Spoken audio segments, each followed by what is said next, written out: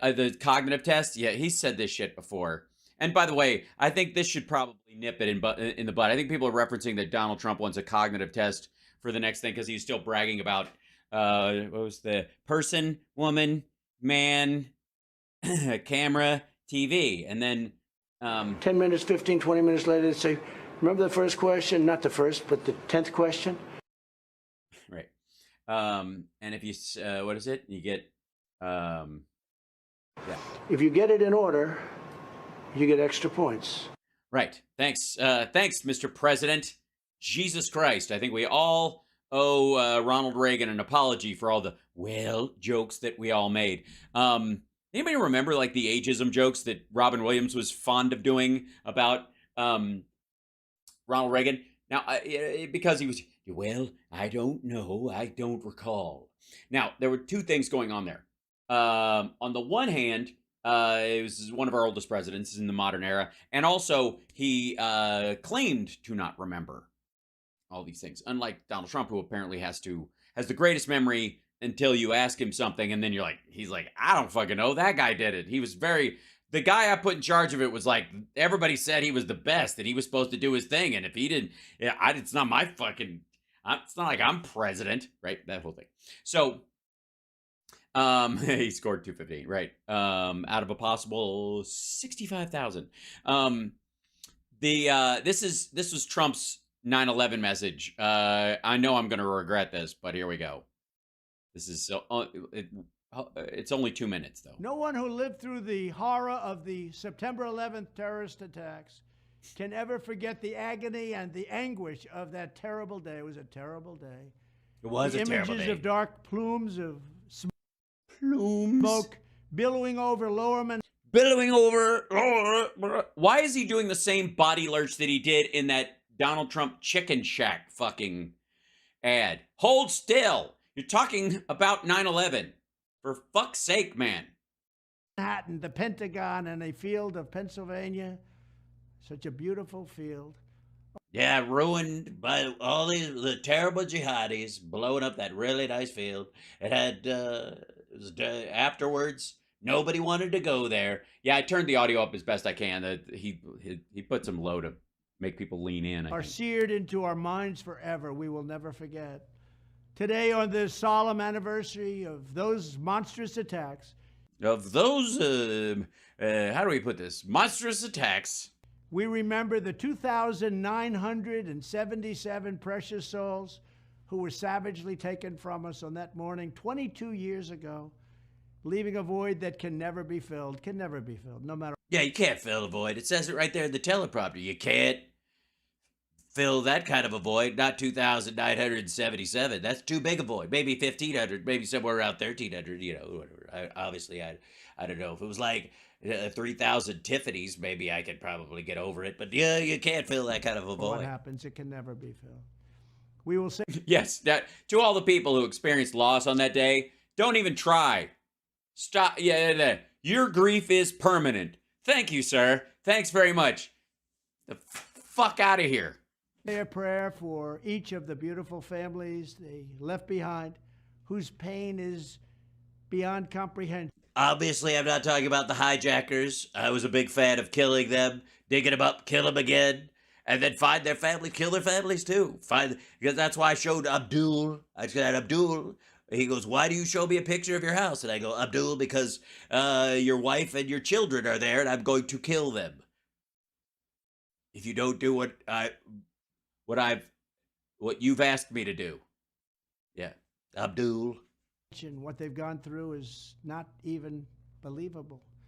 It's very believable. It's fuck, man. The QAnons are using some of this it's not even believable. See what he said there? You can't believe it. That means he's telling carry the 2 and everything adds up to 17 and it's not even believable because it was fake. Right. It is believable, stupid. We honor the firefighters, the great New York PD, the police department. Thanks for I was worried you meant like the prostate department or something like that. Thanks for clarifying. Moon River with the New York PD. They put it in the notes. I was supposed to say police department, but I saw the P and the D, and I was just like, they're coming out. I can't. The P, the D, they're both working their way from my what's left of my addled brain from all the Adderall and stimulants. It's bouncing towards my face. I can't stop it. I know I'm supposed to say police department, but P and D are the only thing that's coming out. Great people they are. They are so great. They're great. So great. Did I mention that they're great? And I mean that. Like, I would totally tell them that. They're great. Especially if they were cuffing me to take me to back to my house for house arrest for violating the rules the judge put in front of me in Georgia. I would say to them, I would say exactly to these police officers, I would say, you're great. You're doing great. This is great. You're doing great. Great. And the Port Authority officers, the Virginia, D.C., and Pentagon police, and the military service members and other first responders, actually all over the country. Yeah, just anybody. Even the people who weren't. This 9/11, let's remember all the people who weren't at 9/11. That's a great idea. You know, because they never, I will say, maybe they weren't there, but they never bothered me about getting that stupid fucking PACT Act thing passed. Let the Democrats pay for that shit. Fuck that. They acted with supreme heroism, and they went to the site of the most heinous crime. They would leave other states far away and go to the World Trade Center site, the Pentagon. They'd go to Pennsylvania. They did? They went there? Did they do that?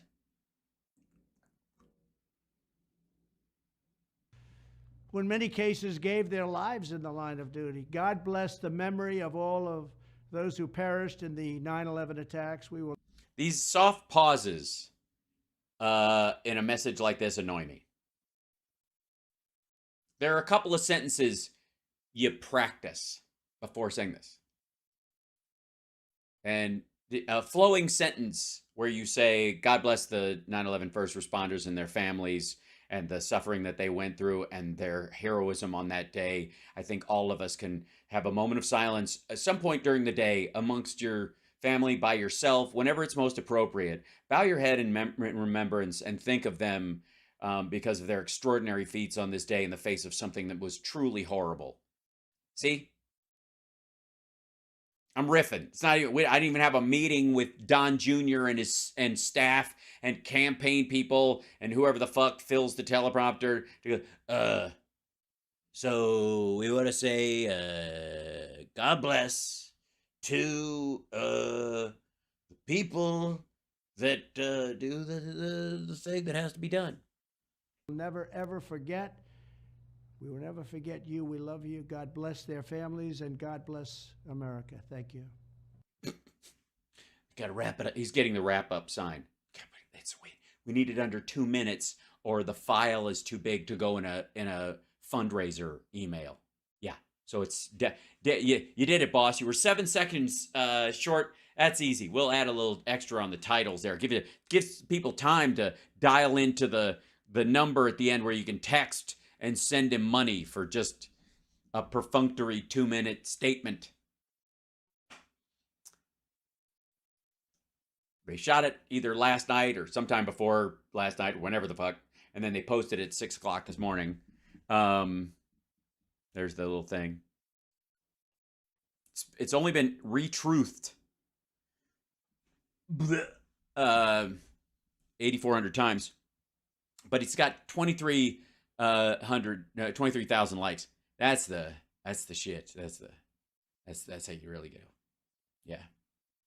Now, we have a lot to cover today. Now that we're past that, where we could kind of button in the day. I don't know, people were watching some of the stuff, the programming this morning when they go through it, and any of that, or dealt with it in your own right, or you were watching the show this morning. However, as we as the sun sets on another memorial of 9/11, again, I hope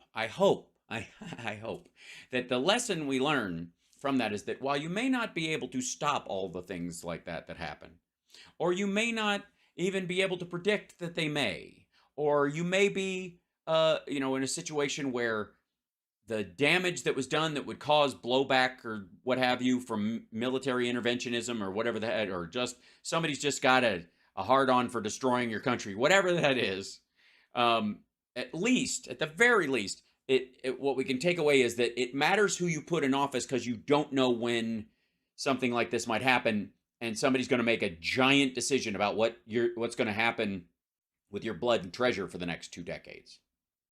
And again, thanks, Joe Biden, for getting us out of Afghanistan. If Donald Trump had gotten rid of ISIS, destroyed it 100%, there wouldn't have been ISIS there to send in a suicide bomber and kill our soldiers on our attempted evacuation, which they were planning to do the entire time. Now, I would say the Taliban let that person through because there was a big brain drain happening. All the Afghanis that were leaving, who knew how to throw levers and switches and land and direct airplanes and shit like that, were all going, I'm getting the fuck out of here with my wife and daughter, especially, that they, let that suicide bomber get through the lines that they were supposed to cover, simply to scare those people away from going into the airport for a certain time until the Americans were gone, in which case they could trap them there. That's another conversation for another time. But that said, again, would Al Gore have taken us to Afghanistan? No. Would Al Gore have started a war in Iraq? No.